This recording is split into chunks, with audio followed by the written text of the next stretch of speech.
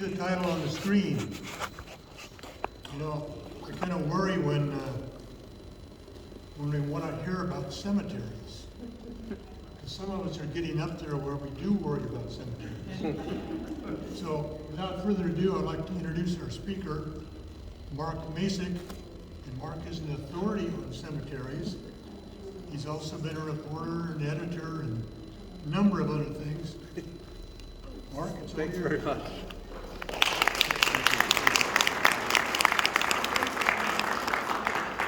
Thank you very much. Is this a good sound?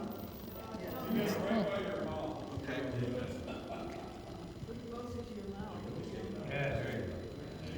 How about this? Better? Okay. My name is Mark Masick, as you may have heard. I'd like to thank the San Fernando Valley Historical Society for inviting me here tonight, the New Life Church of the Nazarene for hosting, and all of you for coming out. Even though we're going to be talking about a century-old cemetery, I promise this isn't going to be creepy, scary, or disturbing. There are no ghosts, zombies, or vampires. Oh, shucks. But it is going to be a little strange and unusual. I like to visit cemeteries, but not for the reason most people visit cemeteries, to pay their respects to dearly departed loved ones and friends, although I do that too. Most people make a quick stop to visit Uncle Frank or Grandma Mabel, put down some flowers, maybe say a prayer, and leave. But they're really missing all the great things that cemeteries have to offer. In most cases, cemeteries are beautifully landscaped and scenic, with winding roads, trees and flowers, fountains and ponds, birds and butterflies, and lots of art, architecture, and history. They're calm, peaceful, and serene like a wonderful public park, as long as you don't think too much about all the dead people underneath your feet. And cemeteries also offer two things that are almost impossible to find in Southern California: free admission and free parking. There are a lot of people like me who enjoy visiting cemeteries. Some of them are here tonight. Before Disneyland opened in Anaheim in 1955, the most popular tourist destination in Southern California was Forest Lawn Memorial Park in Glendale, which still gets about 1 million visitors every year. People who enjoy visiting cemeteries are known by a lot of names: grave hunters, tombstone tourists, graveyard groupies, cemetery sightseers, trespassers, and those creepy weirdos. While visiting cemeteries in Southern California in the early 2000s, I noticed there were a lot of people just like me, creepy weirdos, who were looking to find the final resting place of celebrities who entertain them so they could visit and pay their respects. To help them, I wrote a book called Hollywood Remains to be Seen, a guide to the movie stars' final homes, which provides directions for walking tours for 14 cemeteries in the Los Angeles area, along with biographies of more than 300 celebrities you might find there. Cemeteries are about more than just celebrities. They're like libraries. Each cemetery contains the final resting place of thousands and thousands of people, and each person has their own separate and unique story. Some of these people are famous and their stories are well known. Most are not, but that doesn't make their lives any less interesting or their stories any less worthy of being told and remembered.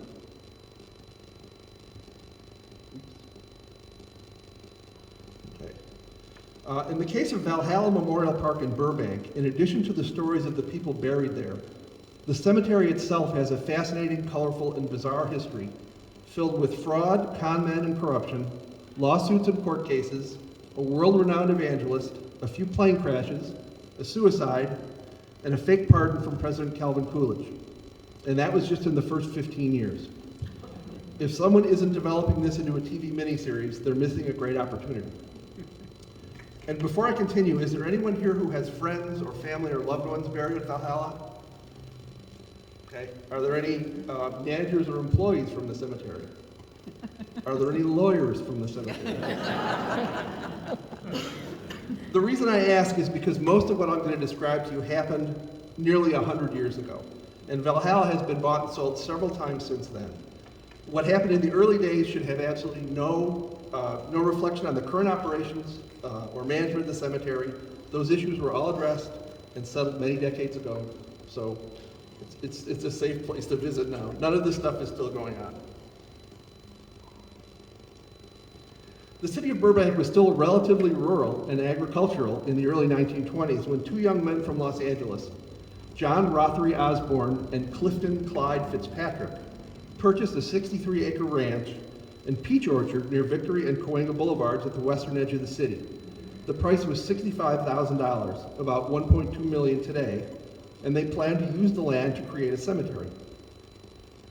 It's likely the purchase was financed by Osborne's father, John Elbert Osborne, a wealthy and well-connected businessman and financier in Los Angeles. Although the Osbornes weren't officially junior and senior as they had different middle names, I'm going to refer to them that way just for brevity and clarity. Osborne Jr. and Fitzpatrick named their new cemetery Valhalla after the mythical palace of Odin, the Norse god of slain warriors. But Burbank residents weren't sure they wanted a cemetery. In June 1923, the Burbank City Council debated a resolution to prohibit burials, and therefore prohibit cemeteries, within the city limits. At the time, Burbank was in the midst of a population boom from 2,900 residents in 1920 to nearly 17,000 in 1930, an increase of about 500% in 100 years. Some of those residents were probably going to die, whether or not there was a ban on burials. The council members were told that before they enact a ban on burials, they should first enact a ban on dying. Faced with that logic, the council rejected the cemetery ban, and plans for Valhalla were launched.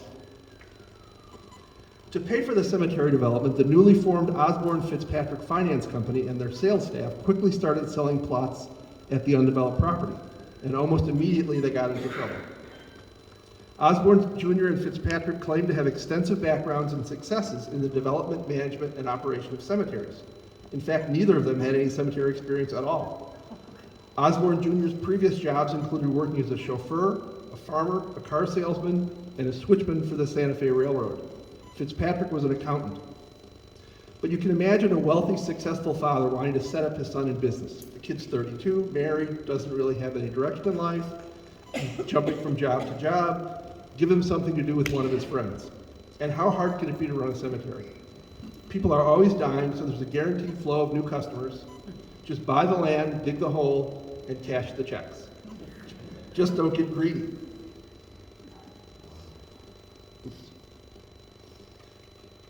But Osborne Jr. and Fitzpatrick, unfortunately, were greedy. They hired salesmen who told their mostly elderly customers that existing cemeteries were rapidly filling up and there was no more available space for any new cemeteries in Los Angeles County. And that was not true. Sick and unhealthy people from across the country were moving to Southern California for the healthy climate, the salesman said. That actually was true. And when those people die, the cemetery property is going to become more scarce and even more valuable, the customers were told.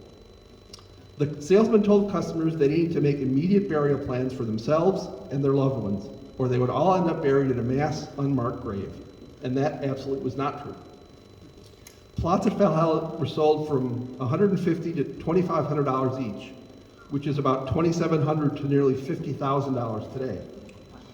More than 6,000 buyers were told the plots they purchased were a great investment and the cemetery would happily buy them back at a higher price when the cemetery land crisis inevitably happened. Buyers were told they could sell their property back to the cemetery at a profit of 100 to 500% over the purchase price with no questions asked. Based on those tactics, many people bought up as much land at Valhalla as they could afford, some spending their entire life savings on what they thought was both a necessity for themselves and their families and a safe, guaranteed, high-return real estate investment. Just 6 months after approval of the cemetery by the Burbank City Council, more than 1,000 angry customers crowded into an auditorium for a public hearing on the cemetery while hundreds more gathered outside. Valhalla customers said the cemetery hadn't made any of the promised improvement, and they called for an investigation by a grand jury and the state's real estate commission into the cemetery's finances. The LA Times reported that an attorney for the cemetery, who attempted to respond to the complaints, was jeered and hissed continuously by the audience and described the scene as a near riot. Many of the buyers also claimed that after they made their first payment on their cemetery plots, they were told the prices had increased and they needed to pay the higher price or lose the property and also lose the money they had already paid. A few weeks after that meeting, Valhalla property owners filed fraud charges against the cemetery management, alleging Valhalla had taken in about $8 million in sales more than $140 million today, and had done almost no work at the property. Others claim the cemetery refused to buy back the property they had purchased, which the cemetery had promised to do. And with some of that additional sales revenue, Osborne Jr. and Fitzpatrick were able to buy another 52 adjacent acres, nearly doubling the size of the cemetery. Additional lawsuits were filed by the cemetery's salesmen, charging they didn't receive their promised 10% sales commissions. The property owners and salesmen charged that the vast majority of the cemetery revenue was not going into cemetery development and improvement, but directly into the pockets of Osborne Jr. and Fitzpatrick. In May 1924, less than a year after the cemetery was approved, the State Real Estate Commission charged that Valhalla management and sales staff used or permitted to use misrepresentative statements in connection with the sale of burial property.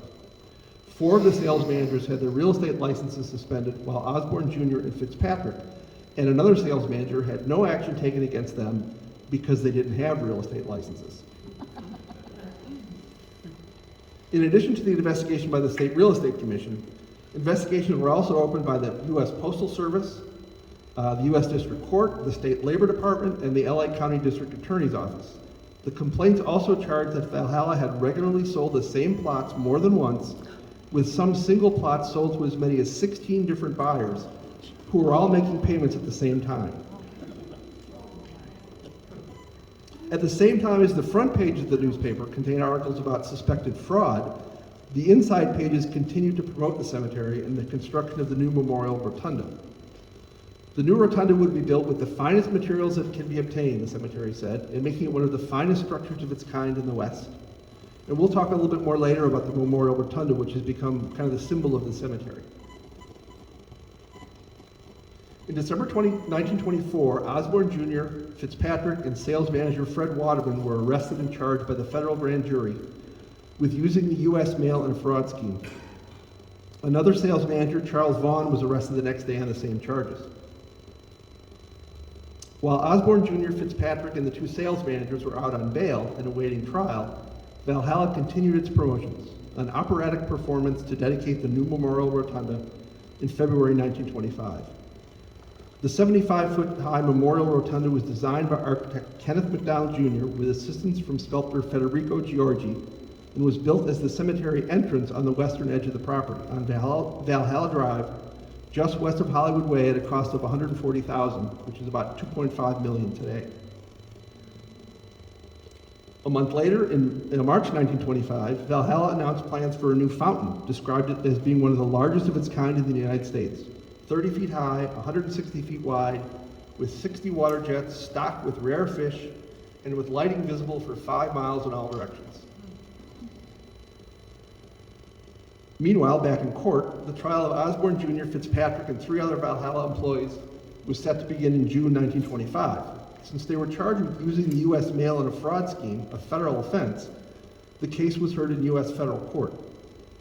The trial lasted most of the summer of 1925 and included testimony from nearly 200 witnesses. Evidence showed that nearly 2,000 cemetery plots at Valhalla were sold to more than one buyer. Buyers who sought the promised buybacks were routinely refused. Ironically, the qualities that made buyers so attractive to the Valhalla customers, elderly couples or widows concerned about their finances and wanting to protect their families, made them ideally sympathetic witnesses for the prosecution. Who would want to cross-examine an elderly widow who had just lost her life savings? And of course, Osborne Jr. and Fitzpatrick actually were crooks, preying on the weaknesses of the vulnerable. Interestingly, throughout the trial, Osborne Jr. and Fitzpatrick were described as promoters, not owners of the cemetery. Osborne Sr. was never arrested or charged, and his role or position at the cemetery business was never mentioned in the trial coverage. In August 1925, the jury found Osborne and Fitzpatrick guilty of 12 counts of using the U.S. mail to conduct a fraud scheme. They were both sentenced to 10 years in prison and fined $12,000. Their co-defendants, who were described during the trial as being guilty only of believing what their bosses told them about available burial space in the county, were acquitted. Osborne Jr. and Fitzpatrick were out on bail for nearly 2 years, while losing a series of appeals, with the U.S. Supreme Court ultimately declining to hear their case in 1927, effectively upholding their convictions and sentences. Osborne Jr. and Fitzpatrick were then sent to the federal penitentiary in Leavenworth, Kansas. While Osborne Jr. was in prison, his family members still owned a controlling interest in the cemetery, and his father ran the business. Osborne Sr. took no salary and reportedly worked to pay off the debts and clean up his son's mess. But at Leavenworth, the strange story takes a strange turn. This is George Rush Meadows, who was born in West Virginia in 1895 and was a former football, rugby, and track star at the University of Southern California until he transferred to the University of Santa Clara after he was found guilty in one paternity case and suspected in another. In May 1925, at about the same time Osborne Jr. and Fitzpatrick were being arrested for fraud, Meadows was arrested for trying to sell $15,000 worth of Liberty bonds that were stolen from a bank in Nebraska. Meadows, who was known as Malicious Meadows during his collegiate athletic career and later became a lawyer, was convicted of conspiracy to defraud the government, sentenced to 2 years at Leavenworth, and fined $5,000. While they were both serving time in prison, Osborne Jr. at the beginning of his term and Meadows at the end of his, Osborne Jr. shared information about Valhalla with Meadows, his case, the charges against him, and contact information for his father and his wife. Meadows also knew that shortly after Osborne had arrived at Leavenworth, he filed a request for a pardon with President Calvin Coolidge. After his release from Leavenworth, Meadows returned to Southern California and contacted Osborne Jr.'s father. Meadows told Osborne Sr. that he had contacts with high-level lawyers and officials in the federal government, that he had met with President Calvin Coolidge in the White House, and he assured Osborne Sr. that he could get a presidential pardon for his son for a price. Meadows showed Osborne Sr. and Osborne Jr.'s wife Laura the presidential pardon with Coolidge's forged signature and said he needed some money for legal fees and expenses. The Osbornes paid Meadows a total of $34,000, a little over $600,000 today. When Laura Osborne suspected she was being duped, she went to the police, and Meadows was arrested in June 1929, charged with grand theft. After a month-long trial, Meadows was found guilty on all 11 counts of grand theft and given a sentence of 7 to 70 years to be served at Folsom State Prison in California. Meadows was out of prison within 10 years. By 1940, he moved back to West Virginia with his wife and 2 children, not his children from college, where he worked as a mining engineer and geologist and remained on the right side of the law, becoming a respected member of the community, and died in 1969 at the age of 73. Meadows' obituary mentioned his collegiate athletic accomplishments and his many professional and social activities, but did not mention his criminal history or 2 stints in prison. And the controversies and scandals at Valhalla continued. Does anyone know who that is? Amy Semple McPherson, better known as Sister Amy. Faith healer, evangelist, radio star, founder of the Foursquare Church, founder and leader of the Angelus Temple in Echo Park, the first real mega church, which attracted millions of visitors every year and tens of thousands of listeners to her weekly radio show. In the 1920s and 30s, Sister Amy was as famous in the United States as Rudolph Valentino, Babe Ruth, and Charles Lindbergh. She was equal parts Pentecostal evangelist, social activist, and movie star. No one ever had combined religion, theater, and media so successfully. But Sister Amy was also no stranger to controversy and scandal. In May 1926, at the height of her popularity, Sister Amy disappeared while swimming in the Pacific Ocean at Venice Beach and was presumed drowned. After weeks of searching for her body and countless prayer vigils at her temple, she was found about a month later, wandering near a small town in Mexico, claiming she had been kidnapped. But the only people who were ever arrested and charged in the case were Amy and her mother, Mildred Kennedy, who were charged with criminal conspiracy for making up the kidnapping story. When some of the witnesses changed their stories, the charges against them were dropped before the case came to trial. In the spring of 1928, Amy announced 2 new projects. The first was a new temple with a religious summer camp and lodgings for her followers near Lake Tahoe. Amy promoted the project during her sermons, and the advertising brochure depicted Amy in a sailor suit at the helm of a boat with the tagline, "Vacation with Sister?" As happened at Valhalla, Amy's project quickly fell apart, with lawsuits filed by angry property buyers and for the same reasons. Buyers were promised beautifully landscaped property and accommodations. Instead, the property developers took in millions of dollars and did little actual work. The LA District Attorney's Office launched an investigation. But unlike Osborne Jr. and Fitzpatrick, Sister Amy quickly settled and reached an agreement with all the buyers, settled the suits, ended plans for the Lake Tahoe project, and paid back every dollar she took in. Sister Amy's next project in 1928 was, interestingly enough, a cemetery, and it was located right next to Valhalla Memorial Park. If Amy's parishioners couldn't vacation with her, perhaps they could spend eternity with her.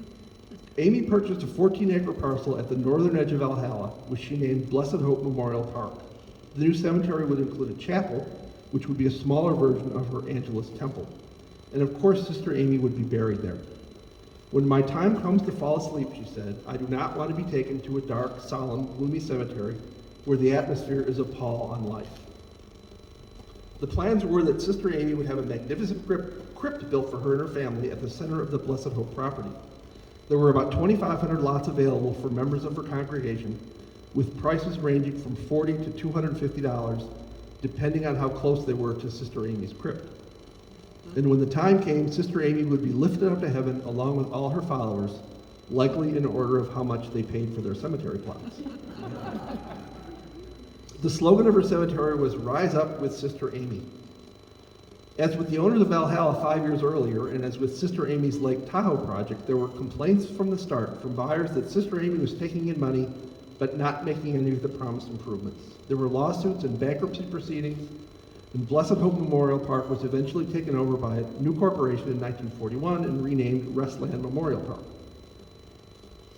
Sister Amy's time to fall asleep came on September 27, 1944, after an accidental overdose of sleeping pills in a hotel room in Oakland when she was 53 years old.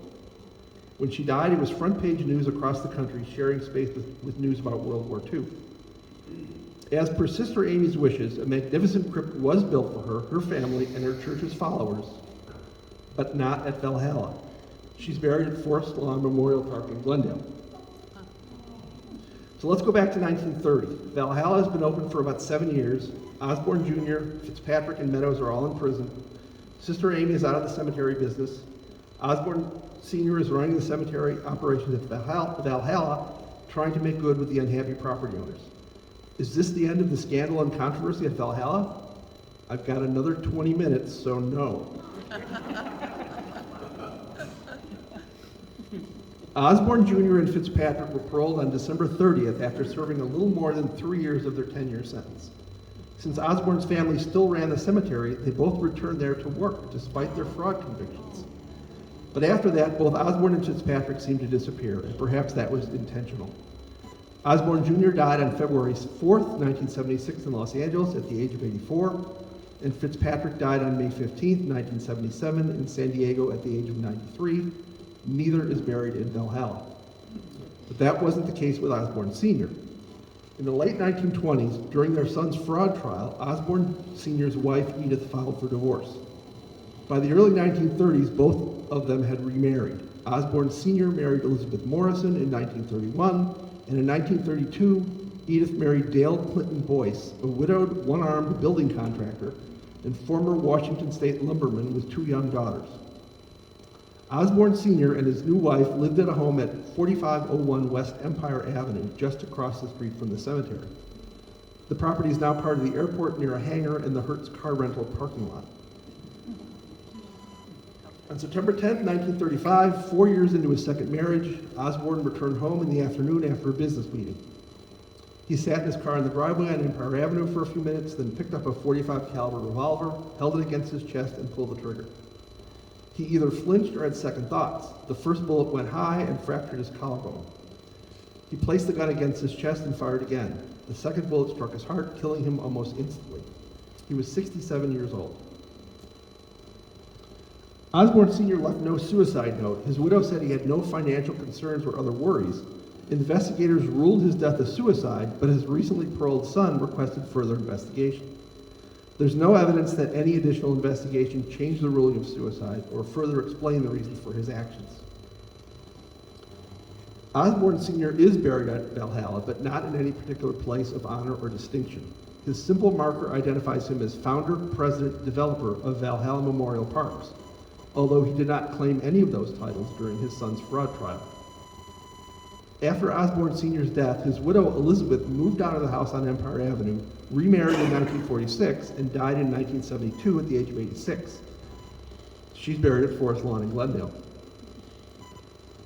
Immediately after Elizabeth moved out, Osborne's first wife Edith and her new husband Dale Boyce moved in, and Boyce, who also had no experience in the cemetery business, became the new superintendent of Valhalla, with Edith as vice president. I don't know the details of the Osbornes' divorce or the reasons behind it. I don't know if it was personal or business. Perhaps he was afraid of losing the cemetery for whatever reason, so they divorced and put the business and finances in her name. I also don't know who officially owned the house on Empire Avenue where Osborne killed himself. Was it part of the cemetery property or his estate? And why did Elizabeth inherit it after his death and not his new wife? This part of the story has a lot more questions than answers. But I do know that Osborne Sr., his ex-wife Edith, and her second husband Dale Boyce are all buried together at Valhalla within a few feet of each other, along with Boyce's parents, Myron and Vivia Boyce. The first person in that group to be buried was Myron Boyce, who died in 1930, so the area was likely the Boyce family section. If that's the case, Osborne Sr., the wealthy businessman and the cemetery's founder, president, and developer, was buried in a plot belonging to the family of his ex-wife's new husband. Finally, there was a period of calm at Valhalla. 15 years after Osborne Sr.'s death, in May 1950, Valhalla was purchased by Pierce Brothers Mortuaries, a family-owned chain of cemeteries and funeral homes in Southern California. The purchase also included Sister Amy's former property. In 1952, Pierce Brothers built a new main entrance and chapel at Victory and Coyne Boulevards at the southwest end of Valhalla, and the Memorial Rotunda on Valhalla Drive was no longer the main entrance. In 1958, Pierce Brothers sold its properties, including Valhalla, to banker and businessman Joseph Albritton, who sold off 20 acres of Valhalla for development. In 1991, the cemetery was sold by Albritton to Service Corp International, a Texas-based death care conglomerate which owns more than 1,500 funeral homes and 400 cemeteries in the United States, with many of them, including Valhalla, operating under the Dignity Memorial brand. SCI, I keep getting that wrong. SCI retained the Pierce Brothers name on the Valhalla property. So let's look back at the history of the Memorial Rotunda, the cemetery's original entrance. A year after Valhalla opened in 1923, the rotunda was built as the cemetery's entrance at the eastern edge of the property. Beginning in 1937, James Gillette, a Valhalla Cemetery employee and aviation buff, thought the Memorial Rotunda would be a perfect shrine to the history of aviation, considering its proximity to the Union Air Terminal, now Hollywood Burbank Airport, across the street, and the former Lockheed aircraft plant. After Pierce Brothers built the new main entrance, Gillette's 15-year dream finally came true. On December 17, 1953, the 50th anniversary of the Wright brothers' first powered flight, the Memorial Rotunda was formally renamed the Portal of the Folded Wings and dedicated to the honored dead of aviation. In 1998, the Portal of the Folded Wings was added to the National Register of Historic Places, and the portal was rededicated on December 17, 2003, the 100th anniversary of the Wright brothers' first powered flight.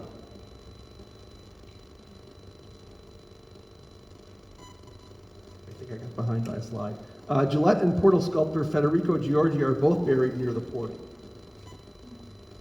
In 2007, in tribute to the crews who lost their lives on the Space Shuttle Challenger in 1986 and the Space Shuttle Columbia in 2003, a 21-foot replica of the Space Shuttle was installed in front of the Portal of Folded Wings. Because of its proximity to the airport, there have been a few airplane crashes at Valhalla. The first was in September 1929, when an 18-year-old student pilot and his 35-year-old instructor were killed when their biplane crashed shortly after takeoff. The latest crash was on July 18, 1969, when a twin-engine plane bound for Fresno carrying 3 people suffered engine failure and clipped a pine tree at Valhalla shortly after takeoff. The plane then glanced off the golden dome of the Portal of the Folded Wings before falling to the ground. 2 of the occupants of the plane were killed, but the 19-year-old passenger survived, later became a commercial pilot and flight instructor, and dedicated his life to aviation safety.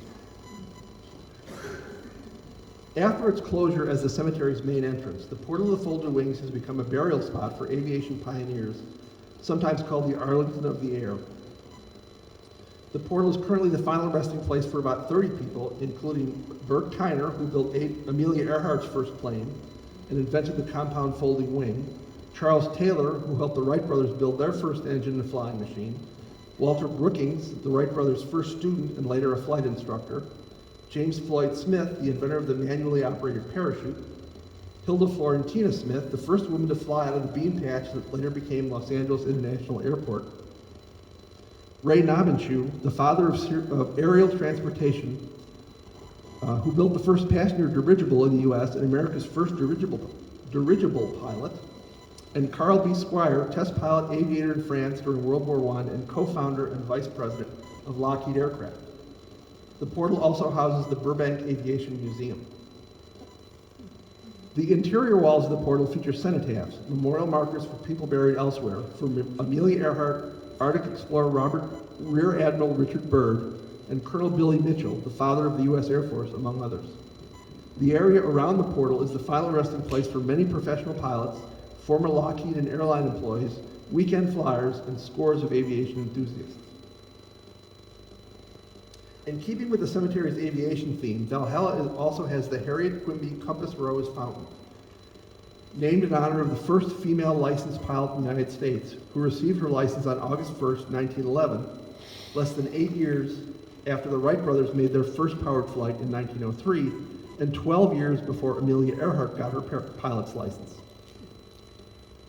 Harriet Quimby was the first woman to fly across the English Channel less than a year after getting her license.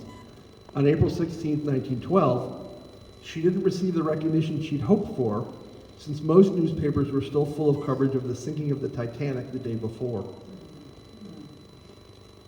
Quimby was a pioneering aviator, journalist, photographer, and film scriptwriter, but she was only a pilot for 11 months. She died in a flight accident during an air show near Boston on July 1st, 1912, at the age of 37. After 100 years, Valhalla is still a busy, active, and growing cemetery. A new cremation garden was recently installed near the Portal of the Folded Wings. The new location will have space for hundreds of pilots, aviation professionals, and enthusiasts, or anyone else who wants to be buried near the portal. Valhalla is also building new outdoor mausoleums with plans for additional growth. Since they can't expand out, they're expanding up. They're closing some of the roads in the cemetery and building mausoleums on those spaces. The 99-year-old Heritage Fountain is still there at the center of the cemetery, although I don't know if it's still the largest in the United States or whether its lighting is still visible for 5 miles. And plans for new outdoor mausoleums continue at Valhalla. Depending on when you visit, you're likely to see more construction workers than mourners or family members. This is an older map of Valhalla before it was purchased by CSI in 1991. You can see the entrance on Victory Boulevard at the bottom, the Heritage Fountain above that, the Portal of the Folded Wings on the far right, and the Westland section, formerly owned by Sister Amy, above that. And at the upper left, there's a large area labeled Future Development. On this newer map, the Future Development section isn't there. I assume that's the area that was sold off when Joseph Albritton owned the cemetery before the property was purchased by CSI. Today, Valhalla is doing the best it can to make the best use of its available space. And as the Burbank City Council was told more than 100 years ago, as long as there are people, the need for cemetery space is always going to be there. And that is the end of our stroll down memory lane at Valhalla Memorial Park.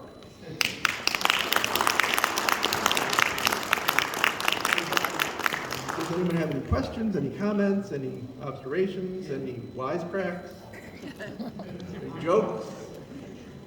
All right, thanks very much. Yes, good question. Oliver Hardy of Laurel Hardy is buried there. Gorgeous George, the wrestler and TV pioneer, is there.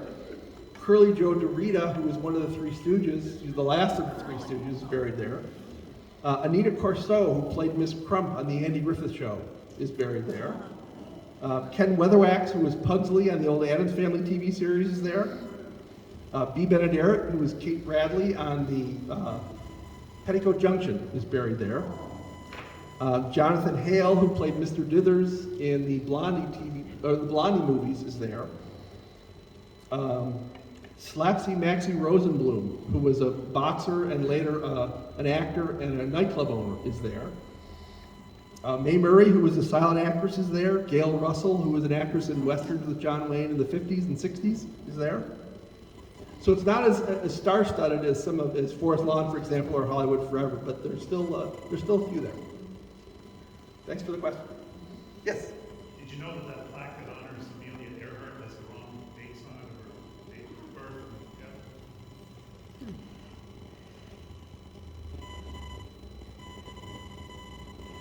This. Right. The actual dates are right, but the year is wrong for date of birth. I don't know if it's 1 year. Oh, really? Okay. I'll go back with a marker and fix it. That plane that crashed with one survivor.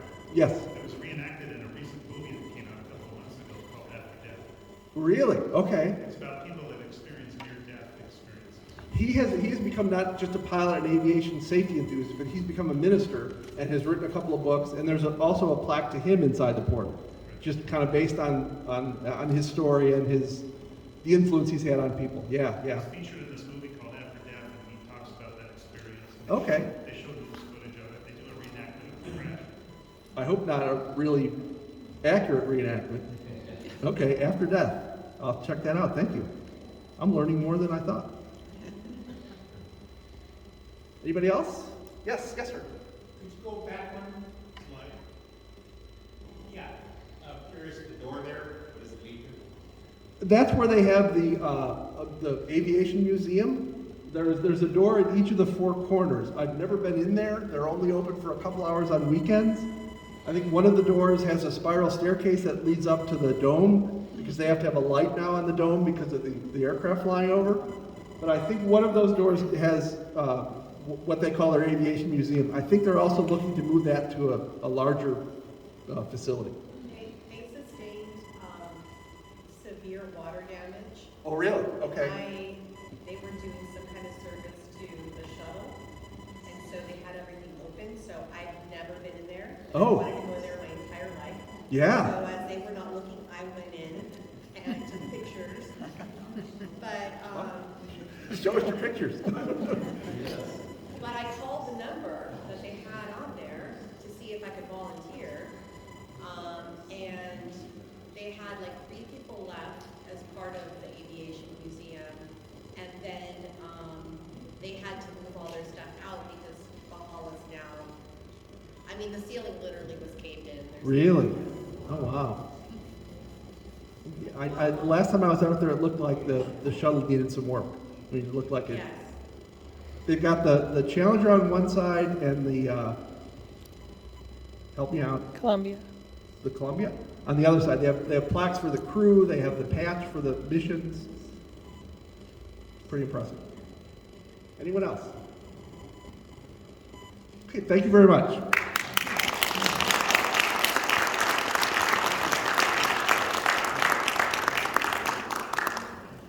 Thank you again, Mark. Since we're in the cemetery mode, just a reminder that your historical society owns the Pioneer Cemetery, and in just 2 short months from now, we'll be having our Memorial Day ceremonies up there. It'll be starting at 11 o'clock. Get there by 10 for a place to park. It should be good ceremonies this year. Again, thank you for coming tonight. Thank you.